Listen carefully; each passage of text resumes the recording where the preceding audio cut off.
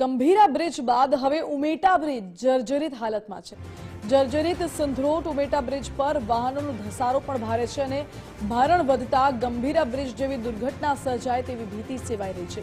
108 ambulance સહિત અનેક વાહનો બ્રિજ પર ફસાય છે।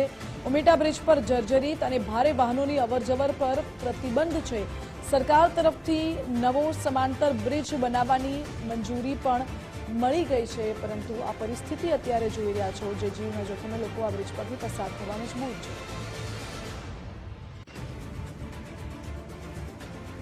મહત્વનું છે કે આ વડોદરાના ઉમેટા બ્રિજના દ્રશ્યો જુઓ, જ્યાં ભારે વાહનોની અવરજવર સતત રહેતી હોય છે અને આ બ્રિજ અત્યંત જર્જરિત છે। ગમે ત્યારે કોઈ દુર્ઘટના સર્જાઈ શકે છે, તો જવાબદાર કોણ, એવા સવાલો પણ ઉઠે છે।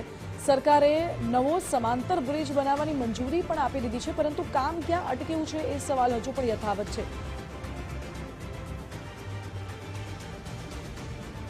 વધુ જાણકારી આપી રહ્યા છો સંવાદદાતા ડીકે સોલંકી। જી વાત કરી કે વડોદરાના આણંદથી અને આણંદ જોડતો આ જે બ્રિજ છે, ગંભીરા બ્રિજ છે, તે અત્યારે જર્જરિત હતો। ત્યાંની દુર્ઘટના પછી જે બ્રિજ આવ્યો હતો તે વાસ્તવનો તે બ્રિજ બંધ કરી દેવામાં આવ્યો હતો। ટ્રાફિક જામ સર્જાયો હતો।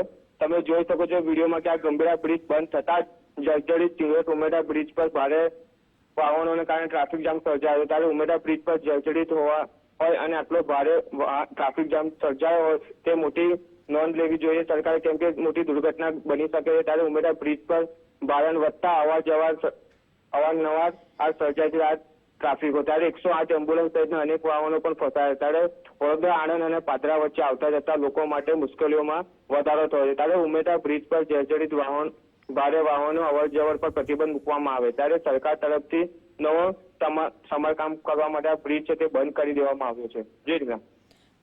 જી ડીકેશ, આભાર આપનો।